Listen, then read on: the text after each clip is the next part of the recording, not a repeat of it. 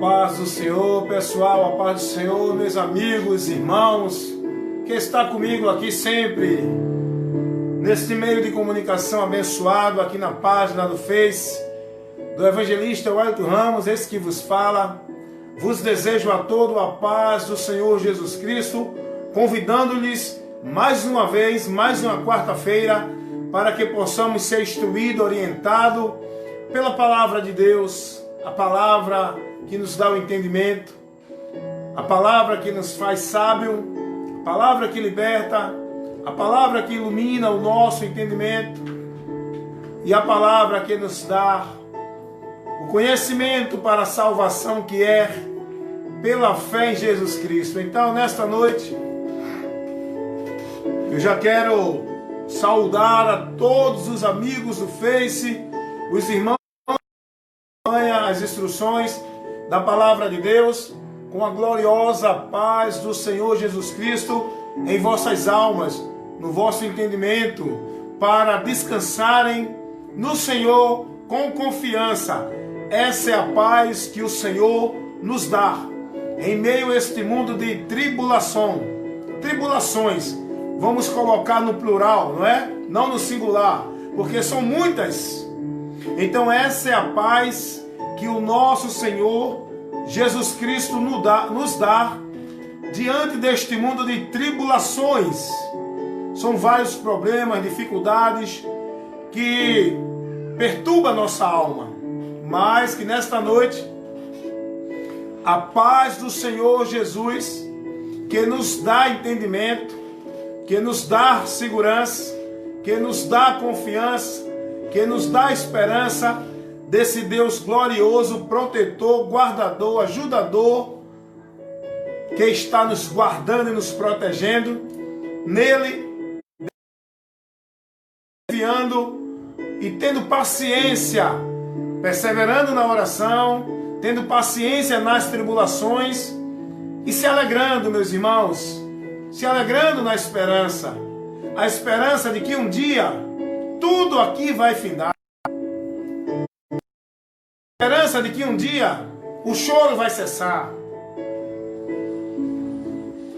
a esperança de que um dia a escassez, as faltas, doenças, maldições, problemas, dificuldades, situações que entristecem a nossa alma, chorar, perda, dor, morte, sofrimento, tudo isso vai findar. Isso é temporal, pessoal. Irmãos em Cristo Jesus, esta é a promessa e a esperança que nós devemos nos alegrar em meio às tribulações.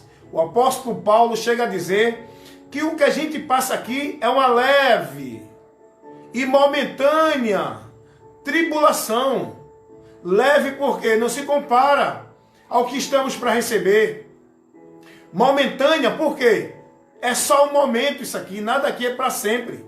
Seja a alegria, seja a tristeza, seja a bonança, a escassez, tudo aqui é temporal. Por isso que Paulo diz, essa leve momentânea, isso vai passar. Seja qual for a dor, o problema, a dificuldade que está trazendo, choro, tristeza no teu viver, na tua vida, isso vai passar. Se alegre na promessa da esperança de uma vida em abundância. Esta vida em abundância, Jesus prometeu, é aqui. Aqui é tribulação, porque o próprio Jesus disse, no mundo tereis aflições, mas tende de bom ânimo. Você tem que aprender a contentar-se com o que tem, a estar alegre, a estar confiante, a estar esperando no Senhor, seja na bonança, na alegria, na tristeza. Você tem que ser instruído a passar por tudo isso, para que depois você possa dizer, tudo posso naquele que me fortalece. O apóstolo Paulo, quando dá essa palavra lá, Filipenses 4:13, 4:12, 13, se você ler o 12, mais adiante o 11, você vai ver o que Paulo fala antes de dar essa palavra. Ele fala do aprendizado que ele teve em meio às dificuldades, os momentos de escassez, os momentos de dificuldade, os momentos de falta, de perda, de tristeza que vem na nossa vida. Nós precisamos ser instruídos, aprender, estar apto para suportar toda a situação que neste mundo vamos passar. Ninguém está isento de passar por situações de dificuldade, de perda, de doença, de morte, não é? De enfermidade. Tudo isso nós vamos passar. Sai dessa pregação de que não aceita a derrota, de que não aceite isso, não aceita aquilo, porque tudo isso faz parte dessa vida natural. Nós vamos sofrer todas as consequências naturais que todos sofrem. A Bíblia diz assim: tudo sucede ao justo e ao injusto debaixo do céu. É porque o povo não lê Bíblia, não estuda, não é instruído, orientado, aí fica preso nessas pregações de autoajuda, não é? Que só faz massagear o ego das pessoas, que não instrui. São pregações que não são instruções. São pregações de autoajuda que o mundo oferece aí, né, para o povo se alegrar, para o povo sentir uma sensação de vitória. Ei, uma sensação, mas não a vitória. Que o povo neste mundo continua em derrota. Com tudo que tenha, que ganhe, que conquiste, que saiba, que possua, continua na derrota. Por isso que é bom conhecer a palavra, porque a palavra nos instrui e nos prepara para toda a situação real que vamos ter que passar neste mundo, mesmo estando em Cristo. Doença, morte, perda, decepção, vamos passar por isso. Isso é bíblico, está na Bíblia. Você só não conhece isso porque você não é instruído pela Bíblia. Você fica aí ouvindo esses homens que ficam aí te enganando, contando fábulas a ti. Tu tens que procurar um local que seja instruído na palavra. A palavra de Deus diz que tudo sucede. Eu vou até pregar aqui para ler, porque é importante. Estou meio rouco. Essa semana foi uma semana corrida, né, ministrando a palavra. Porque é importante ministrar as Escrituras, instruir nas Escrituras. A palavra de Deus diz lá em Provérbios, Eclesiastes. Uma instrução muito maravilhosa. Eu já estou começando aqui com essa introdução, orientando, porque aqui é instruir, é orientar, é ensinar, não é? Eclesiastes, no capítulo, deixa eu ver, Provérbios. Tem hora que para achar um livro é uma dificuldade, né? Olha, eu aconselho você, quando estiver assistindo meus vídeos de instruções, participando da instrução, que você possa estar com a sua Bíblia, tá? Porque eu vou estar sempre falando, mas o que eu vou falar para você é segundo os conceitos bíblicos. Estou aqui apenas transmitindo, fazendo a exposição do ensino da instrução bíblica. Eu não estou falando nada de mim, nem nada que eu acho que Deus está mandando falar. Eu só falo o que está escrito e o que Deus me autoriza a falar, tá bom? Então, tenha a paz de Deus. A paz de Deus representa você estar descansando em meio à tribulação, alegrando a tua alma na esperança da promessa que estamos para receber. Essa esperança é de sair da vida de aflição e ir para uma vida de gozo em abundância eterna. Mas enquanto estiver aqui, você tem que ser instruído, continuar vivendo esta vida na direção da palavra. Tudo que lhe sucede, você tem que ir para a palavra para encontrar orientação para a sua vida, para bem-aventurado, tá? Então nesta vida, seja justo, seja injusto, seja servo de Deus, remido pelo sangue de Jesus, ou não, crente ou incrédulo, todos vão passar pelas mesmas dificuldades da vida. Tá? A diferença é que um passa guardado no Senhor e o outro passa descoberto da proteção do Senhor, porque não habita no esconderijo do Altíssimo e não pode descansar na sombra do Onipotente. Tem muita gente aí que não tem descanso, porque não está no esconderijo do Altíssimo. Pode estar em muitos outros lugares, mas o esconderijo do Altíssimo, se você estiver, você descansa na sombra do Onipotente. Você não se preocupa com seta que voa de dia, com peste que anda na escuridão, com mortandade que assola meio-dia. Você não se preocupa, você não fica com pavor no coração dessas coisas. Agora, tudo vai suceder sobre nós. Olha o que diz Eclesiastes capítulo 9, versículo 2. Livro de Eclesiastes, capítulo 9, versículo 2. Assim diz a palavra de Deus. Tudo sucede igualmente a todos. O mesmo sucede ao justo e ao ímpio, ao bom e ao puro, como ao impuro, assim ao que sacrifica como ao que não sacrifica, ao bom como ao pecador, ao que jura como ao que teme ao juramento. O que é que nós aprendemos aqui? A palavra de Deus está dizendo que nesta vida tudo acontece de igual modo a todos, bom, mal, justo, injusto, ímpio, pecador, santificado, os que estão já na vida de temor diante de Deus. Quero dizer uma coisa para você. A palavra diz que teve um homem de Deus que quase que se desviava. Por quê? Porque ele se desviava. Os pés dele quase tropeçaram. Isso está falando de tropeço, de sair da presença do Senhor. Você conhece lá no Salmo 73, Asaf. Por quê? Porque ele estava olhando a prosperidade do ímpio. A realidade nesta vida é essa também. Muitas vezes o ímpio prospera mais no lado material do que o crente, do que o justo. Sabia disso? Você não sabe disso porque você não lê Bíblia. Porque você não é instruído pela Bíblia. Você fica sendo direcionado e conduzido pela orientação dos homens que estão aí pregando fábulas. Um outro evangelho. O evangelho terreno, não o de Cristo. Que nos prepara para uma vida aqui neste mundo para poder alcançar a eterna. O salmista quase se desviava porque ele ficou contemplando a prosperidade do ímpio. No livro do profeta Abacuque, ou é Malaquias, deixa eu ver aqui para não dar referência errada, o povo de Deus que se sacrificava no tempo da velha aliança, que fazia jejum, que guardava, buscava guardar os mandamentos, fazia jejum, eles começam a se revoltar com Deus, dizendo que não estava valendo a pena aquilo. Por quê? Porque ele estava vendo os ímpios que não temem a Deus em uma situação aparentemente melhor. E ele dizia, do que adianta servir a Deus se nós que tememos a Deus, guardamos jejum, negamos a nossa vida, se abstemos do pecado com temor a Deus, e o que não teme a Deus parece que tem mais prosperidade, vive melhor do que a gente? Aparentemente.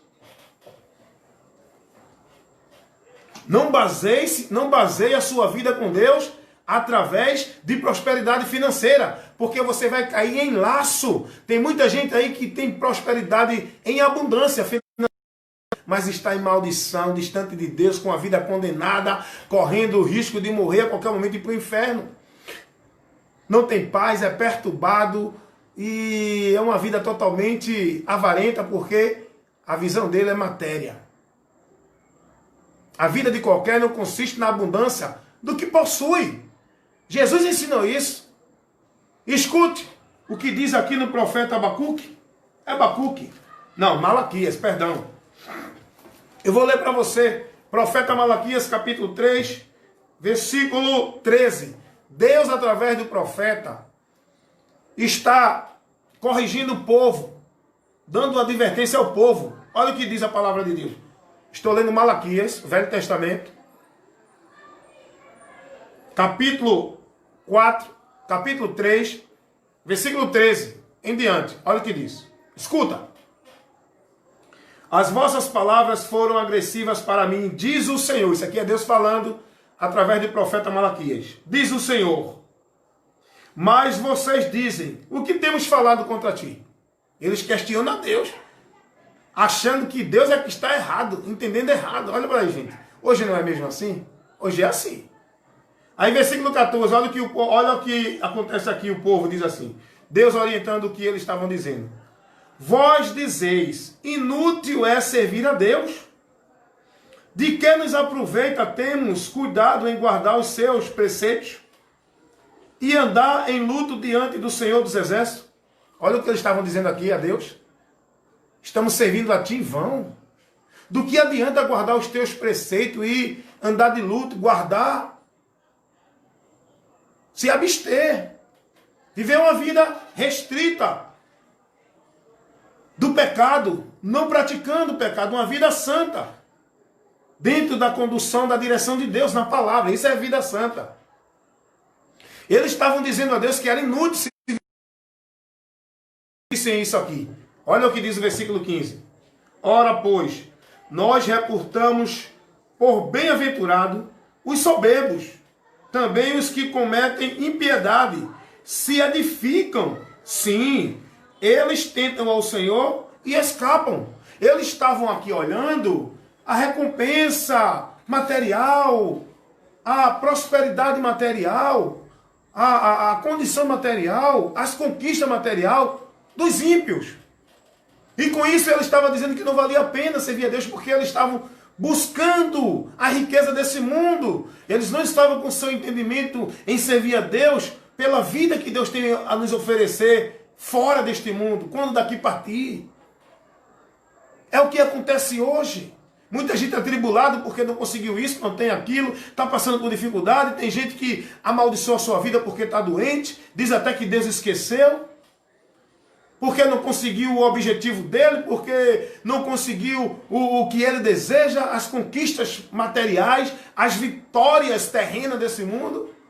Muitos amaldiçoam a Deus, amaldiçoam a sua vida, blasfemam, murmuram. Por que isso, Deus? Porque eu não consigo. Aí fica colocando o mérito dele em relação ao do outro. Eu faço isso, que nem aqui aconteceu. Eu faço isso, eu vou para a igreja, eu cumpro a ordem de culto, eu cumpro o sacrifício, eu cumpro as ordenanças, as obrigações, eu sou uma pessoa dedicada e fiel aos trabalhos da igreja, vou para o ciclo de oração, vou para jejum, vou para a campanha, vou para monte, vou para evangelismo, vou para o departamento, vou para a reunião, faço tudo, Deus, eu não estou conseguindo. Não vivo uma vida com Deus desse entendimento. Você tem que viver uma vida de compromisso com Deus na palavra, não nessas coisas, na palavra, entendendo que a sua vida com Deus na palavra é para que você esteja guardado, para que você esteja dentro da promessa, dentro da esperança, para tomar posse da herança que Deus tem preparado, não aqui, lá no céu. Aqui Deus nos orienta a contentar-se com o que tem, a não cobiçar as coisas altas, mas acomodai-vos com as humildes. Deus nos ensina, tendo que comer o que beber, esteja com isso contente, satisfeito. Não juntai tesouro na terra, pensai nas coisas que são de cima, não nas que são de baixo. Buscar primeiro o reino de Deus. O povo não está vivendo isso. Instruído assim nas igrejas, local de culto, de reunião onde se congrega o povo. Dentro da instrução daquele que está instruindo, o povo não está sendo instruído sobre isso. O que é que o povo está sendo instruído? A buscar suas vitórias, conquista, prosperidade, abundância, bênção. Tudo no lado material. Esquecem do compromisso, esquecem da promessa, não se alegram na esperança, não tem a vida lá com Deus no céu, porque está preso. Aonde tiver o teu tesouro, ali estará o teu coração. É Jesus que está dizendo isso para você. Eu estou apenas transmitindo o que Jesus fala. Então Malaquias aqui, o povo estava questionando a Deus, dizendo que era inútil servir a Deus. Agora, veja onde está a recompensa de servir a Deus. Porque servir a Deus não é questão de começo, meio, é questão de fim. Você tem que prosseguir até o fim, porque a vitória está no fim. E o fim é quando você sair daqui. É quando Jesus voltar para arrebatar sua igreja, o seu povo.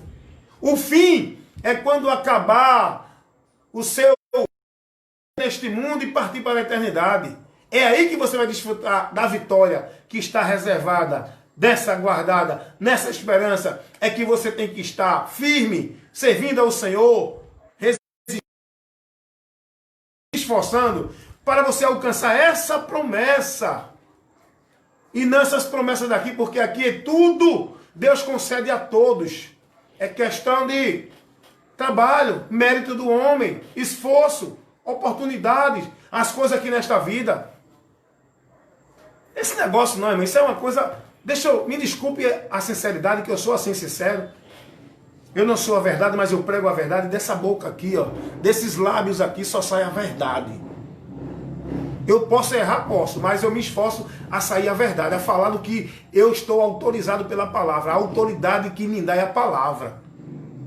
Não é homem, não é ministério, é a palavra que me dá, é Deus para pregar essa palavra.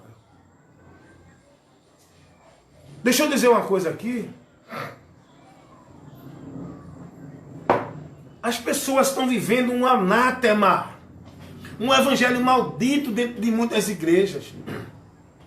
Porque para você alcançar um trabalho, uma porta de emprego, para você alcançar a graça de Deus para a cura da tua enfermidade, para livramento, para que Deus te abençoe no lado material, Deus, em canto nenhum das Escrituras, te orienta a ir para dentro de uma igreja, participar de um pacto, de um voto, de uma campanha, a viver um ritual religioso, dentro de um misticismo, a estar vivendo dentro do entendimento que dentro de tal igreja tu vai alcançar a tua bênção, porque tu estás participando da campanha, do voto, do pacto, de tudo que estão te orientando lá. Isso não passa de mentira do diabo, porque Deus não ensina ninguém. Vitória no natural Deus dá a todos, não precisa ser crente, não precisa estar dentro de igreja. Deus dá a todos. Jesus disse que Deus dá o sol, a bom e a mal, Deus dá a chuva, a justo e a injusto. Isso está falando das necessidades, das bênçãos naturais, das coisas necessárias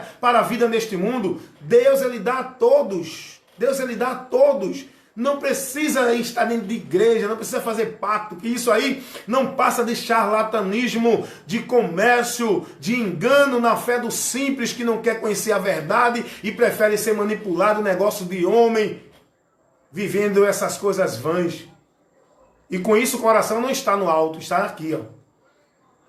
Se escravizam dentro das igrejas porque entendem que lá vão alcançar a bênção. Mas a bênção daqui, esquecem de estar em Cristo, de buscar a palavra para verdadeiramente ser abençoado e ter a paz de Deus no coração. Porque essas pessoas que vivem dentro desses movimentos só vivem perturbadas.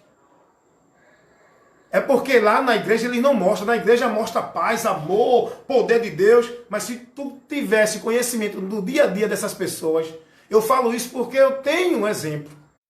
Eu conheço pessoas assim. Não tem paz com ele mesmo, não tem paz com a família dentro de casa, não tem paz com o vizinho, só vive perturbado, atribulado, cara feia, chateado, magoado, cheio de ressentimento no coração, é iracundo, se ira com tudo, ninguém pode dizer nada, é uma bomba atômica, a qualquer hora explode, mas quando está dentro da igreja, aí diz que o céu desceu, só na igreja. Sai desse entendimento, meu irmão. Então eu estou instruindo palavra. Eu estou instruindo você na palavra, orientando você na verdade, para você entender. O cara que está lá roubando, matando, Deus não vai deixar de dar a ele livramento, não. Deus não vai deixar de dar a ele, né, o sustento, a cura, o livramento, não. Não precisa ele estar dentro de igreja, porque ele está roubando e matando. Mas quem dá o livramento é Deus, meu amigo. Aí você agora com o entendimento de que para alcançar a bênção de Deus, tem que ir para dentro de igreja, participar dessas coisas que estão te ensinando aí, viver esses rituais de espiritismo, de feitiçaria, que não tem nada a ver com o evangelho, porque você acha que vai alcançar a bênção, porque é assim que Deus vai te dar a tua bênção. Se você campanha, se você participar do pacto, do voto, então, você tem que entender o que é servir a Deus e o que é ter a paz em Deus. É ter essa esperança, é ter essa certeza, é ter a alegria do Espírito Santo na tua alma, te confortando com a tua visão eterna, com a tua mente voltada para o eterno, com a tua mente voltada nas bênçãos eternas e não nas coisas temporais. Por isso que Davi, quando peca, Davi diz: Senhor, torna-me da alegria da salvação e não tira de mim o teu Espírito Santo.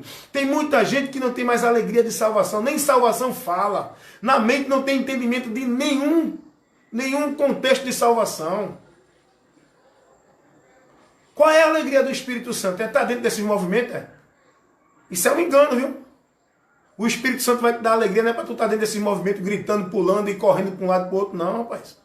Vivendo esse oba-oba, esse euforismo, esse sensacionalismo aí. O Espírito Santo vai te dar alegria diante da tribulação, você saber e você ter no seu entendimento que está passando por dificuldade aqui, mas a qualquer hora você vai desfrutar da vida eterna com Deus. Essa é a alegria que o Espírito Santo dá, porque a Bíblia diz que as coisas que o olho não viu, o ouvido não ouviu e não chegou ao coração do homem, isso é o que Deus tem reservado para nós. E o homem natural não consegue entender isso, mas nós temos o conhecimento pela revelação do Espírito Santo no nosso entendimento. É o Espírito Santo que me dá convicção, não é a igreja, não é pastor, não é religião, não é os meus atos, não é minhas obras que me dão essa convicção, não. Eu tenho convicção da eternidade da minha vida de glória com Deus lá no céu. Eu tenho alegria quando eu penso nas coisas do alto, porque eu tenho o gozo, eu sinto a alegria no meu espírito das bênçãos eternas que estão guardadas em Cristo nos lugares celestiais, como Paulo disse aos Efésios capítulo 1, versículo 3.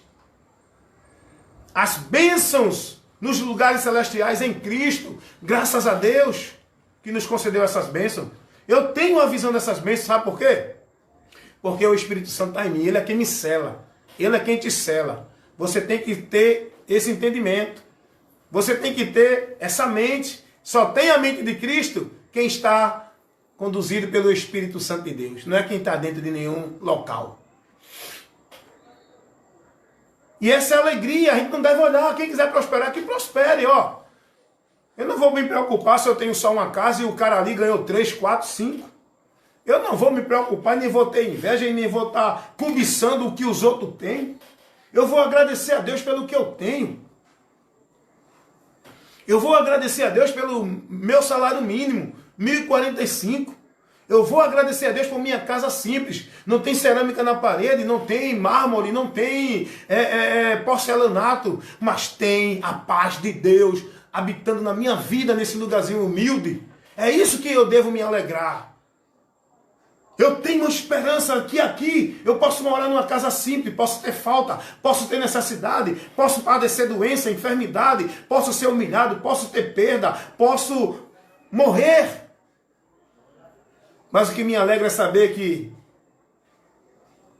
está guardado para mim e para você, se estiver em Cristo, uma promessa da esperança de uma vida sem dor, sem choro, sem morte, sem maldição, uma vida de gozo, de abundância, de alegria, de felicidade, de eternidade em eternidade, de eternidade em eternidade. É isso que nos alegra, sabendo que essa leve e momentânea tribulação que a gente passa aqui vai findar a qualquer momento, meu irmão. Você pode pensar que tem mais 20, 30 anos e amanhã você partir para a eternidade. E aí? O que tu tens? Para quem foi? O que tu guardou? O que tu preparou? Onde estava teu coração? Cuidado, Jesus deu uma parábola orientando um homem que colocava a atenção dele na riqueza, nas coisas desse mundo. Jesus diz, louco, cuidado, esta noite pedirão a tua alma, o que tu tens preparado e para quem será? Pois a vida de qualquer não consiste na abundância que possui. A vida do homem consiste certeza dele de estar em Deus, guardando a palavra do Senhor e vivendo ela, sem negar e sem abrir mão de andar nos princípios da palavra. Tendo pouca força, guardaste a minha palavra e não negaste o meu nome.